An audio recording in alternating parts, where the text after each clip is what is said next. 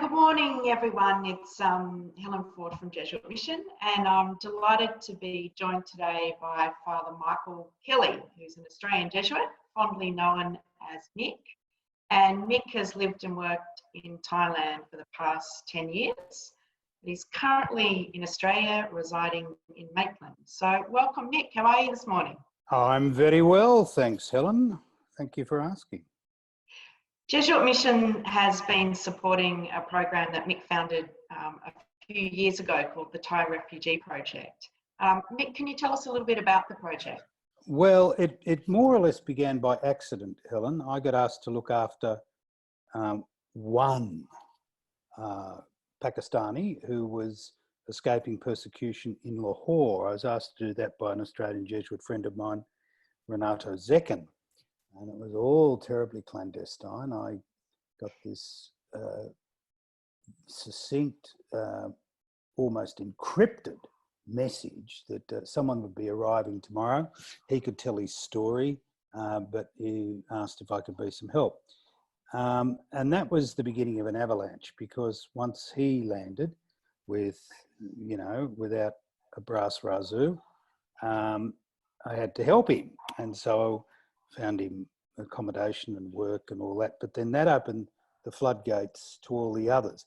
Back there in 2013-14, there was a huge explosion in Pakistanis, Christian Pakistanis being persecuted by all strange variants of the Taliban.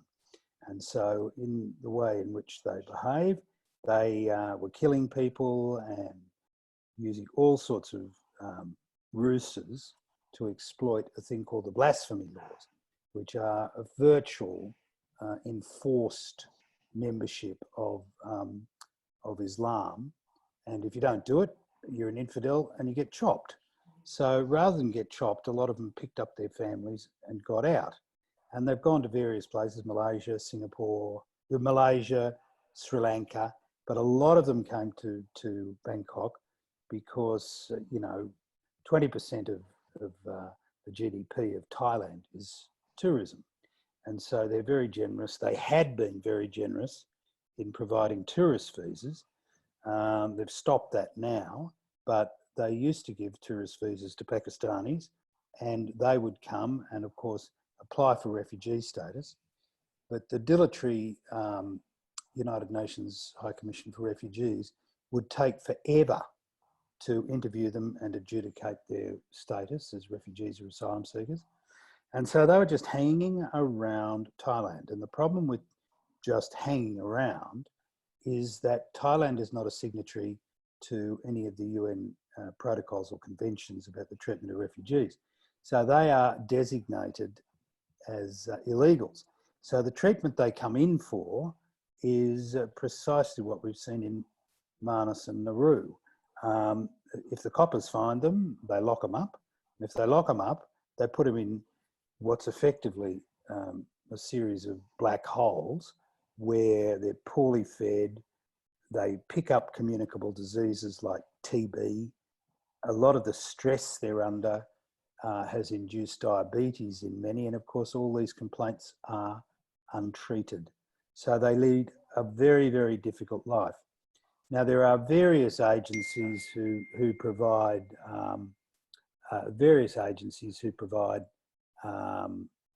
assistance of food, basically, parishes around Bangkok being the most prominent.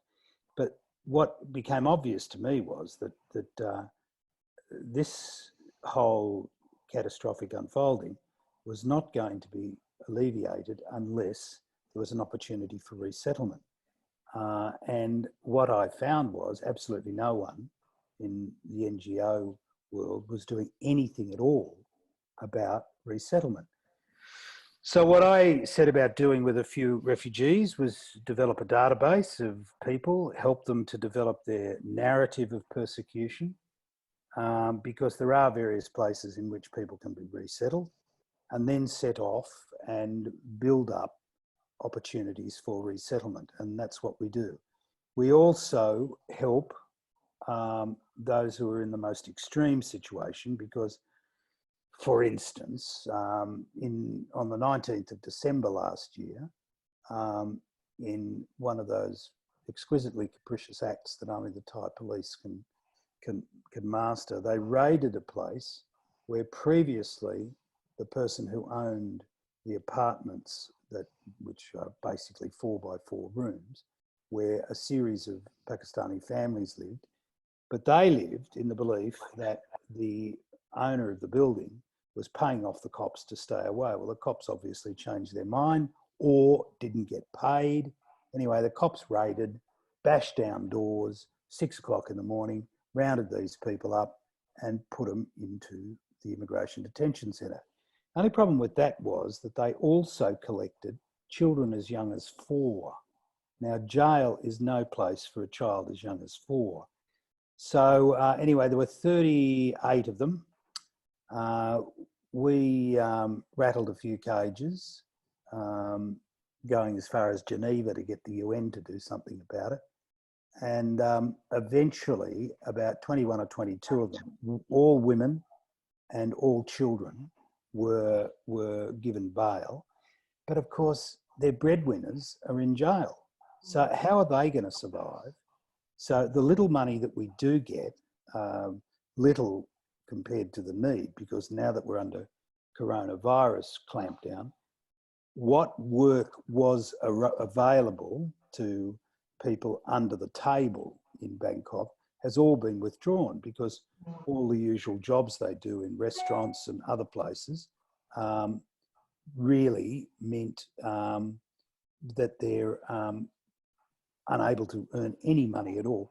So the little money that we do have, we put to helping these people pay the rent, get a bit of food on the table.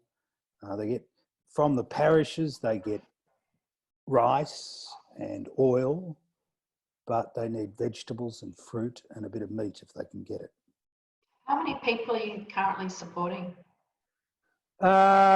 We have over 500 families, which accounts for about 1,500 people, whom we're helping to apply for resettlement overseas.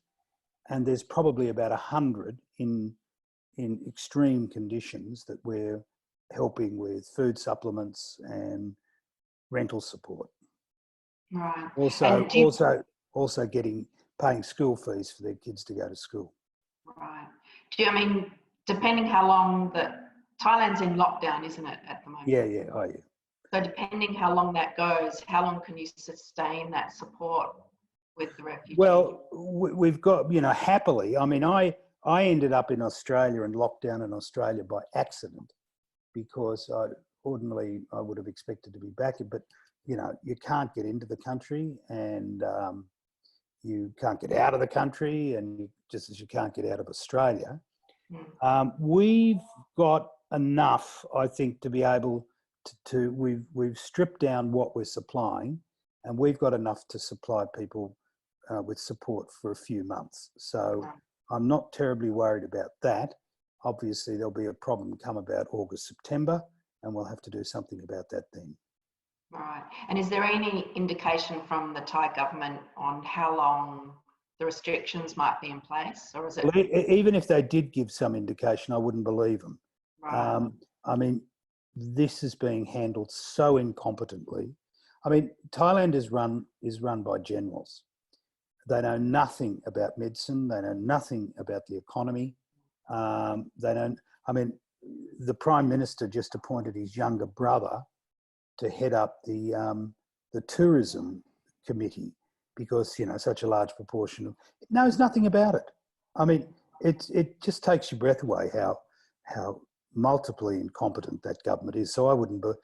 It's just like dealing with the Chinese. I wouldn't believe a figure that they produced. It would all be calculated to achieve some political purpose. And many of the family members, or the husbands and fathers of the families you're working with, are stuck in the detention centre. Describe a bit of what life is like in that detention centre. Well, there are a few photographs have circulated around about it, but fundamentally, it has been a situation where you know, men are separated from women. There's a place that children are taken to. But in the place where the men are, they are basically allocated a space that's 1 metre by 40 centimetres. In no way air conditioned or relieved by fans. This is high summer now in Thailand. So it's unbearably hot and humid. And these people are there and they have a hell of a life. Any mention of coronavirus getting in there? I can only imagine what it would be like. Well, it must be. It must be. I mean, the only sensible thing I've seen is what's happened in Myanmar, where the government, again, a military government, has tipped out a quarter of the prison population. Now, I haven't heard anything about Thailand, but then you don't hear anything about Thailand. I mean, the figures that are produced about infection rates and death are ludicrous because there's no testing going on to speak of. So, you know, just take any figures with a grain of salt. Right. What do you see as the long-term impact of the coronavirus and restrictions on your project and also the Pakistani refugees? Just slow everything down. I mean, eventually we'll get a vaccine. Eventually international travel will be possible. We have, you know, all the databases up to date with applications and the data that's needed by governments and immigration departments processing applicants. So that's all there. And, you know, what we're doing, I was just exchanging emails with people this morning. The Canadians have a terrific program of resettlement. The only problem is that the person who does the final assessments to accept the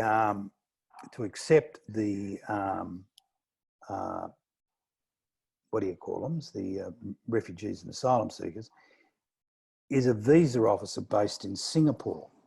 Now, first of all, the visa officer can't get to Bangkok, so we're just investigating whether the work can be done, you know, by Zoom or remotely anyway, so the interviews can happen that way. Okay. And then once people are ready to go, they can be, you know, out in a flash. Mick, on some good news, you had some great wins last year, resettling quite a number of refugees and families. Tell us about that. Well, we've resettled about 150 of the which comes to about 50 families.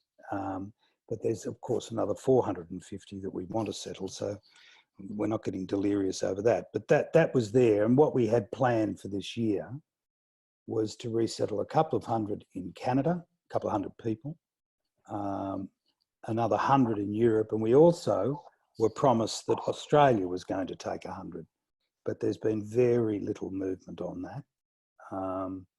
And of course, there's no action on anything at the moment because of the virus restrictions. Yeah. So is there anything the Jesuit Mission family can do to support you or support the refugees and families you're working with? Well, yes. I mean, you're already very generous in supplying us with some cash, for which we're very grateful.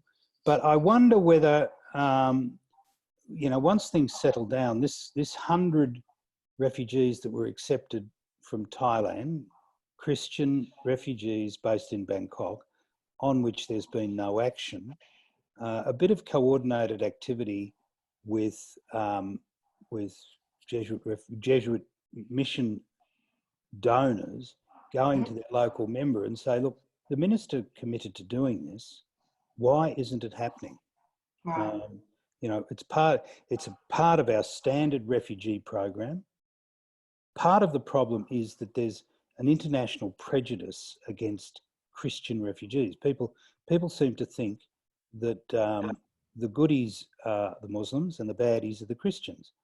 The only problem is that the worst people to Muslim refugees are other Muslims, Yeah. you know, and then the Christians are caught in the crossfire and are left out to dry.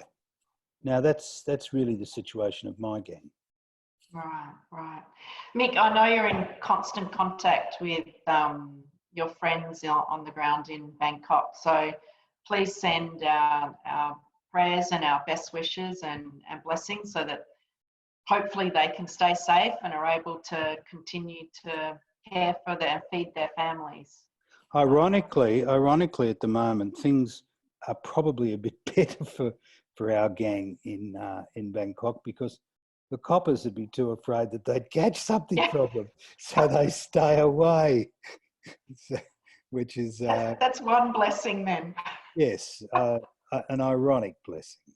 Yeah, well, be sure to pass on our best wishes, and Yep. I'm sure you're open to staying in touch with us and keeping us up to date on how they're going. It's been wonderful to have you with us, and nice to know that you've got some time in Australia too. But I know you'll be keen to get back to. I'm very happy to have time in Australia, but it's as boring as all get out, and it's all completely contained. I mean, this is not the way I like to come back to Australia. No, but get over it, because we're all having to do it. I know. Short term. Hope so. All right, Mick. Well, thank you very much, and look forward to chatting again. See you anon. Thanks very much, Helen. Bye-bye. Okay.